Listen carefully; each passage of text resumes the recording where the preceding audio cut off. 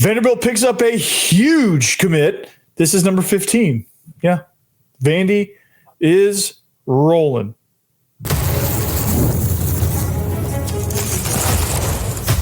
You are Locked On Vandy, your daily podcast on the Vanderbilt Commodores, part of the Locked On Podcast Network, your team every day. What's up, everybody? Welcome into the Locked On Vandy podcast on the Locked On Podcast Network. I'm your host, Corey Burton. Thanks for making Locked On Vandy your first listen every single day, and shout out to the everydayers. You guys make it happen. We're free and available wherever you get your podcasts and on YouTube as a part of the Locked On Podcast Network, your team every day. And this episode is brought to you by Monarch Money. Take control of your finances with Monarch Money. Use code LOCKEDONCollege for Monarch at monarchmoney.com for 50% off your first year. Now, we've got an action-packed episode. Vandy is projected to make a bowl game. Which one is it? This would be the second year in a row. I love it. As we know, Vandy's roster is loaded, but how does the NFL see it? Phil Still will tell us. But most importantly, Vanderbilt and Clark Lea are on a roll in recruiting. And I say that, I think there's another recruit on the horizon, but they just pulled in number 15 today, and it's Tripp Skewes. And I love this because Clark Lea is making sure and taking precedent in making sure the trenches are being built. He is really starting to recruit well on the offensive defensive lines. And he's gotten a bunch of interior guys on the defense or on the offensive line. But this is the first tackle he's pulled in this class. And this guy is a very talented one with a lot of upside, and I'm really excited about this. Tripp Skewes, again, he commits. He's the top offensive lineman in Colorado. Pulled him right out from under Coach Prime's. Pulled him right out from under him in Colorado, in the Denver area even. And so I'm very excited about this one. This guy is huge, literally and figuratively, right? So what stands out about Skews is this: his size and athleticism at the tackle position. I mean, he just jumps off the page at you. 6'6", 300 pounds, coming into a senior year of high school. I think there's a lot. I think there's a lot of room for growth there, and developmentally wise, skill wise, all that stuff. But I really like his athleticism relative to his side. Now, I will caution you, when you look at his film, you're going to notice, like our guy Tilden Riley, you're going to notice with the competition, it's not great. It's smaller level Colorado high school football, so the guys he's going against isn't going to tell you a lot about what he does. Now, he's shown out in camps, he's gotten other notable offers, but I think the things you need to look at are his feet, his size, his hands, and the way he moves. I think those are the things you need to look at when you're watching his film. But what stands out to me is this: he has great feet, and his athleticism allows him to execute at a high level. He can get downfield. He can get to the second level. He can get down to the guard's hip on down blocks, things like that. Like everything you need to execute at the college level with all the run schemes, he can do. And he can do it well. He's got great hand placement. He's got great feet on his pass drops. He could get a little bit better off of the ball. That'd be the only thing I would nitpick him about, is being able to get off of the ball on pass pro. I think sometimes I don't know that he's used to playing against top competition or fast guys. It is also another concern that I have. And I think he's somebody that will assimilate once he gets to college. But I think, again, he has elite he has really good athleticism, good feet, good size, big frame.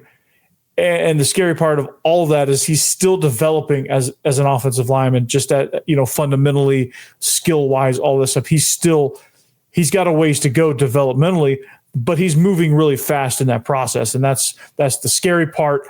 That's the scary part for opponents. I mean, and that's the great part for Vanderbilt. He can come in, and I think he will take to playing the quick tackle very, very well. He's going to be able to reach an end. He's going to be able to climb to the next level. He's going to be able to get out there on a screen to kick out a corner. He's going to be able to release on a safety, on a middle screen. Like, he's going to be able to do things that you need your athletic, quick tackle to be able to execute. And that's the great thing about him. I mean, I think when you look at his film, you can get lost in, he doesn't play anybody. What's on their schedule? But you see the other offers that he had, Colorado, North Carolina, Texas Tech, and I'm sure there's more. I'm sure there was more on the horizon, or there's more, beyond those three, but those are the most notable ones. But I'm sure that when you look at the film, it's very easy as a consumer to say, man, he's playing nobodies, man. The kids he's blocking, couldn't start on any other at any other school, even in their district, right? I mean, the dudes. I mean, just look at the dude behind him in the picture. Like, just that's kind of the average high school athlete. And the stature of this kid, like, you're not you're not offering, you're not recruiting based on what he's doing to his competition. He's doing exactly what he needs to do against that competition to be able to showcase the skills that he really has, right? He's playing against small school competition, but he is dominating on those sides of the ball. I mean, you don't see much of his defensive highlights, but he had over 100 tackles on that side of the ball, and he had 22 sacks. He is just, he just, once he gets his mitts on you, you're done. But I will say this: when you do watch his film, the thing that jumps out to me is this, and this is something he's going to have to get used to. And I think the only way it's going to happen is when he steps foot on campus and realizes the speed of the game is going to drastically increase. It's going to rapidly increase, and there's going to be guys flying all around. Things are going to happen at speeds that he can't fathom right now.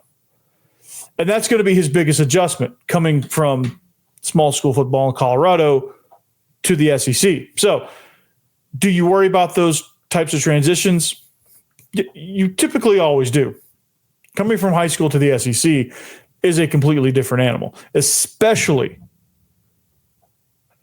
up front, especially on the offensive line, especially at the tackle position. So those are the things you have to those are things you can kind of be concerned with, but not like, and it's not a thing of like, well, I'm concerned with it. Are we making the right decision here? Is he right for Vanderbilt? You could say that same thing unless these offensive linemen played at IMG, Bishop Gorman, St. Thomas Aquinas, like the bigger programs around the country. Like, you could say that about just about any offensive line. Offensive line is probably the most difficult position to project. And it's also one of the most difficult positions when you step foot on campus to contribute right away. Centers are a little bit different, but tackles are insanely difficult to assimilate to that SEC speed coming right out of high school, unless you're playing against SEC level speed at like a Macaulay or a Baylor or St. Thomas Aquinas or Bishop Gorman or wherever. Like, those schools, you have that gap is a little bit more narrow, but there's still that gap. So am I concerned with it? It's always going to be a chief concern when you're talking about an offensive lineman, especially a tackle. But what we do see in his film is that he does have the natural athleticism to be able to adjust to that pretty quickly, more quickly than probably some of his counterparts in this recruiting class, right? Not just at Vanderbilt, but anywhere.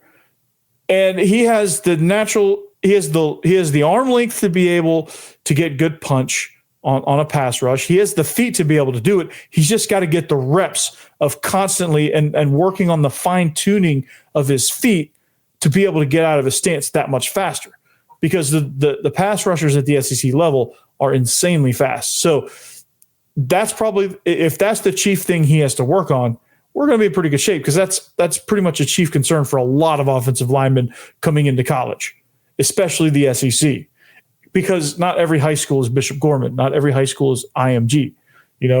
For every Buford high school, there's some, Whitwell High School in the middle of nowhere, Tennessee, that like they might have like one dynamite player come through in like 20 years. But like, that guy has to adjust.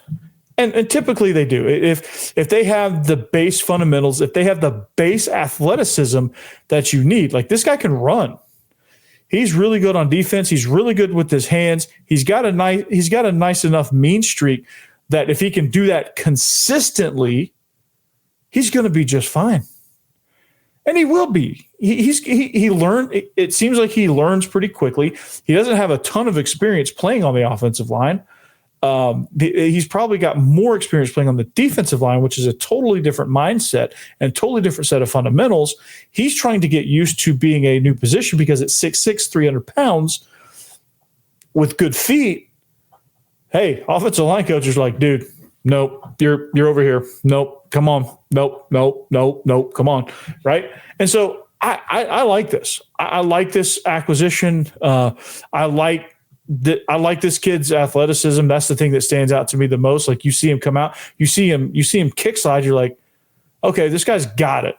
Now he's just got to continue to develop it, and he's still developing. That's the scary part. Like, there's still a lot of room there to grow, and he's already really good. So I'm excited about this one, but it's just, Clark Lea, I think, I'm not sure what light turned on for him after year 3, but I'm here for it, man. Like, after the 2-10 season, I'm glad I'm glad Vandy was patient. I'm glad he had the epiphany. He's learning different aspects of it. He's building in the trenches. He knows that's paramount in the SEC. You have to have a balance of high school guys and transfer portal guys. And I think we're starting to see the rev share math come to fruition, because you need a steady dose of high school guys to save money, and then you need those top transfer guys as well. So really excited about this one. Tripp Skewes, offensive lineman, Colorado. Real quick, here's his eval sheet again. He's from Kent Denver High School in Colorado, which is in the Denver area. Beat out Colorado, UNC, and Texas Tech. Like I said, big, athletic, and still developing. Wow, scary. Speaking of guys that are developing for a totally different reason, Phil Steele, I can never say that name right. He has a bevy of doors ranked in the top of his draft-eligible prospects. He thinks highly of this Vanderbilt roster, apparently, and I think the NFL does as well. We're going to see that list. We're going to see what impact. We're going to see how those guys are going to impact. We're going to do that next. Speaking of impact, do you ever wish managing your money felt easier? Well, with Monarch Money, it can. Whether you're growing in savings and planning a big purchase, Monarch puts you in the driver's seat.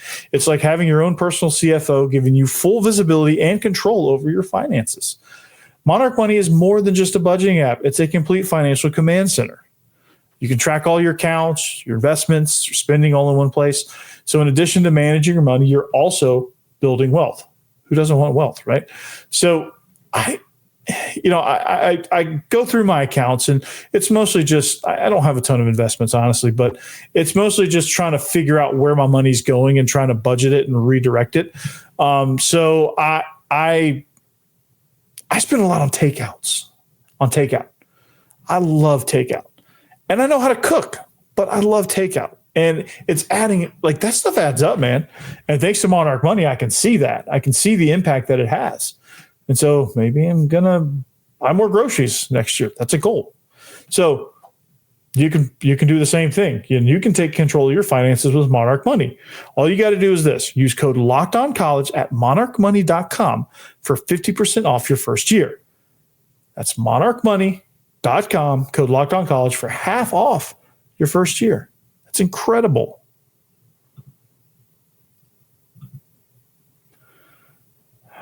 All right, thanks for making Locked On Vandy your first listen. Thank you for joining us. Shout out to the Everydayers. If you need a second listen, Locked On SEC with Chris Gordy is a great place to start. And then just run through. Brad Kellner, Locked On Longhorns, new host. We had Jonathan Davis last year, but Brad Kellner, new host of Locked On Longhorns, going to do a tremendous job. He's still fairly new. He's still getting the hang of things, but you should go check him out. Go show him some love if you want to check out our opponents and all of that. So if you want to flash up that schedule and look and go, okay, I want to listen to John Miller, Locked On Mizzou, see what's going on with the Missouri Tigers. You should go on and do that. So, but it's list season, ranking season, talking season. Media days is right around the corner. And what better way than, Vanderbilt's getting a lot more press this year, a lot more love in the rankings, a lot more respect. If you look at NCAA college football, EA Sports is giving them a lot of respect. I mean, they had 12 guys ranked in the 80s, which I didn't think was possible for a school like Vanderbilt, given the run that they've had over the last decade. But when it comes to the NFL, there's not a whole lot of Commodores in the NFL. And with the, like I said, with the run of horrible seasons Vanderbilt's had, either those guys have transferred or they just don't exist. Or the NFL's like CJ Taylor, Ricky Wright, I think had the most potential off of last year's team, but it was Julian Ashby was the one that got drafted, long snapper, which is great. He's a Patriot. But CJ Taylor and Ricky Wright are really good college players, great college players. They just don't have a fit at the next level. But here's some guys that Phil Steele, I guess he ranked his top 100. And here's the Vanderbilt players. And shout out to Billy Derrick for compiling this list, going through that whole rankings list and pulling out all the Commodores. Thank you, Billy, for that. I have no problem reacting to this. So shout out to Billy. Go check him out. Go follow him. But here is the list. Now, obviously, number 2 on that list is Eli Stowers. I mean, this guy is skyrocketing up these rankings more and more as we speak. And I'm with that. It's obvious what he brings to the table. With his abilities as a flex tight end, and in the era of the NFL where you're looking at what players can do, how you can create matchups, this is a slam dunk. And there's some I'm curious to know, and they redo these mock drafts based on new information, and they have different scenarios. And I'm curious to know, and I'll be curious to know midseason and then after the season, where Eli Stowers fits on these mock drafts. I'm very curious about that. Jordan White, I said from day one, as soon as he stepped in, he's an NFL-ready offensive lineman. He is number 6 on that list. He's going to be really good for somebody.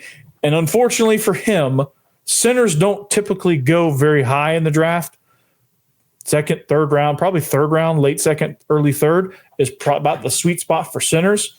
That's kind of like being a first rounder as a center. People just don't invest high in centers. They should, but they don't. And then number 15 on that list is my man Randon Fontenette. And he is, you talk about the definition of a utility player.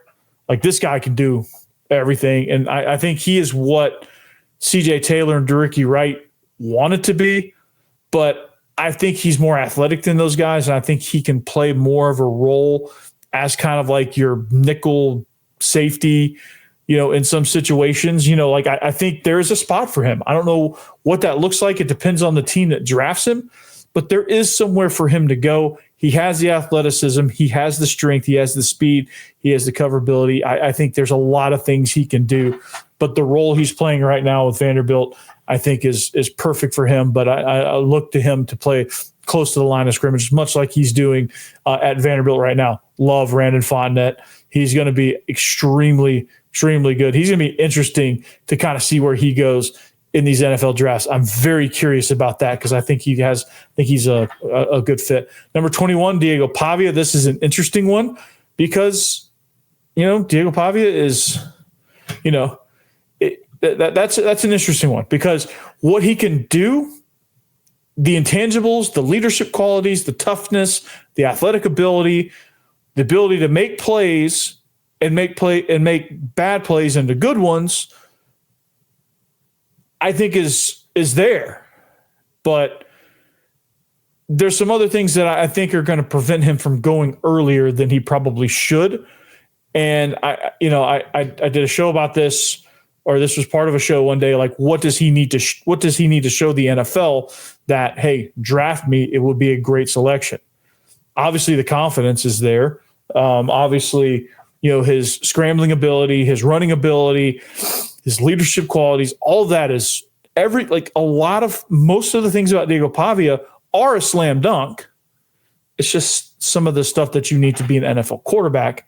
I'm not sure that he necessarily projects or, possesses, but that's going to be an interesting one to follow. I'm not saying he's not good enough, just saying, I don't know if NFL people think he's good enough. And then you have Miles Capers, who is he's going to turn into an elite pass rusher, an elite edge guy. And, NFL guys, he's like perfect for what NFL guys like. Brian Longwell, I think is going to be, a really good linebacker at the next level. He's going to be somebody that you don't necessarily expect, but he's going to be right there. He's also going to be kind of one of those dark horses that you didn't hear a ton about last year, but he made a share of good plays. Corday Sidnor is going to be a perfect defensive end, hand down, 5 technique, 4 technique, depending on who drafts him. He's gonna if he can stay healthy for most of the year, he's gonna have a fantastic year. Langston Patterson is an interesting one. Special teams ace is definitely going to be what he's going to be. But a linebacker with high intelligence, great instincts, good strength, good running ability, I think is going to be really good. He's going to fit in really good on some NFL roster. And so I'm very intrigued with that. I'm curious to see who would pick him. It has to be an odd front team. It has to be a 3-down team. It has to be a certain situation, I think, for him. A team that really wants their inside linebackers to run B to C to D, right? Because I think he's going to be able to do that very, very well. But we're going to continue this list here in just a little. We're going to continue this list, but we're going to take a quick break. So don't go anywhere, all right?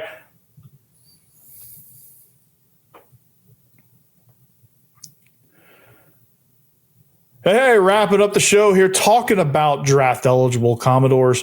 But speaking of draft eligible, if you want to, we just hit 700 subscriptions, by the way. So, yay! And that's a tip of the cap to every single one of you.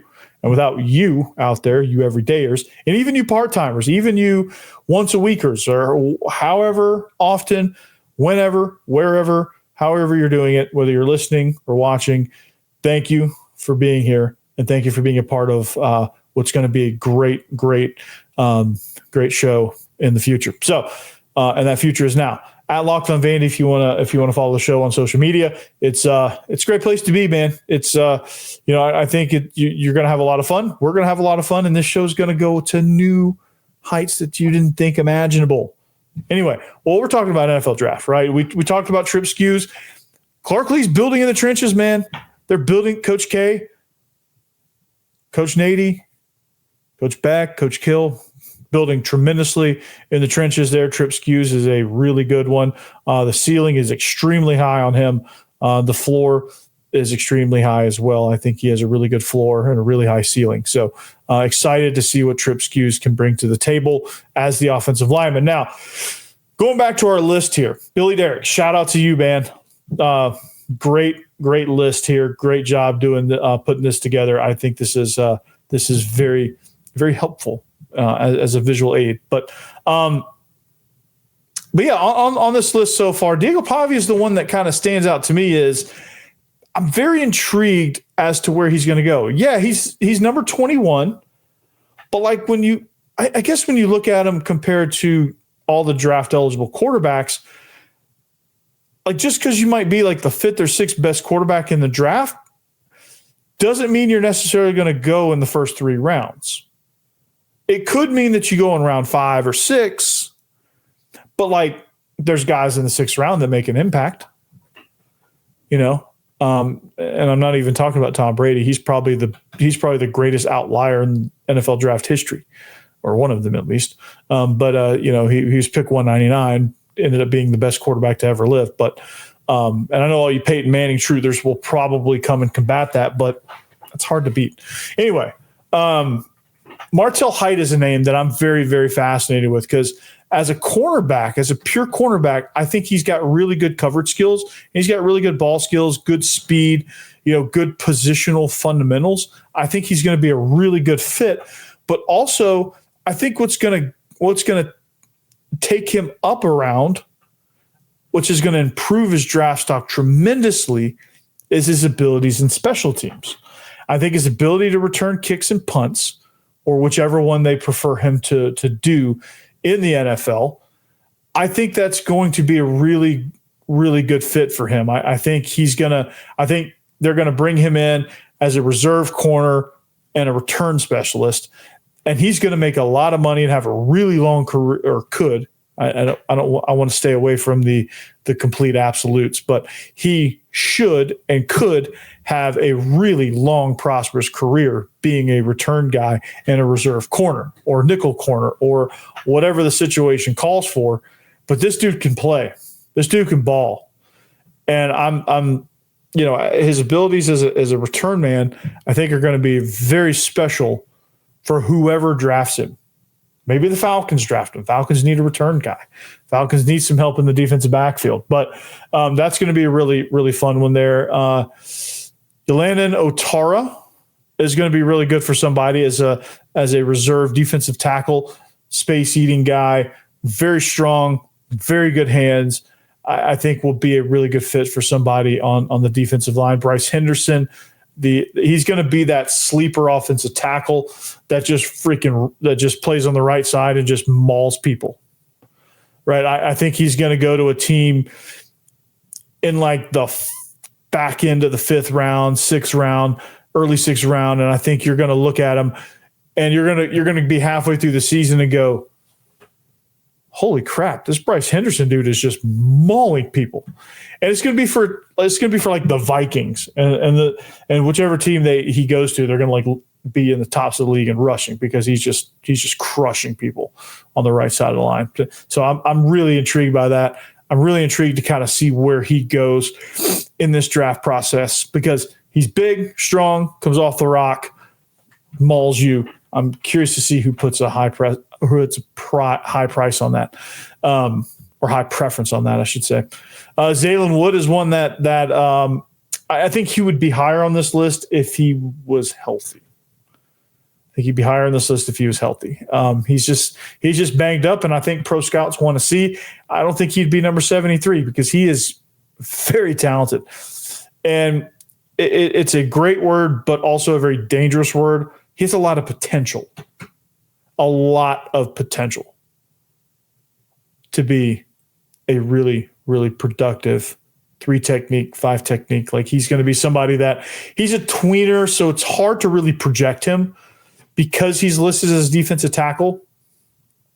But he's got a lot of athletic ability, and he's got a lot of things that, kind of like Corday Sidnor, like he's got a lot of those type of abilities where you throw him out there as a 4-technique in an odd front team, or you put him down as a 3 when you reduce down.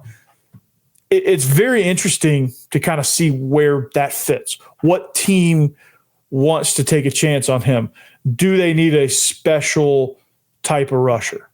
Do they need what kind of skills do they need? Is he going to be healthy enough? Like he's got to show that he's going to be healthy enough to be able to withstand the rigors of the NFL, to be able to withstand the rigors of the process, to be able to show that, hey, I can play at the highest of my abilities because I'm healthy and I'm taking care of myself and I'm in shape.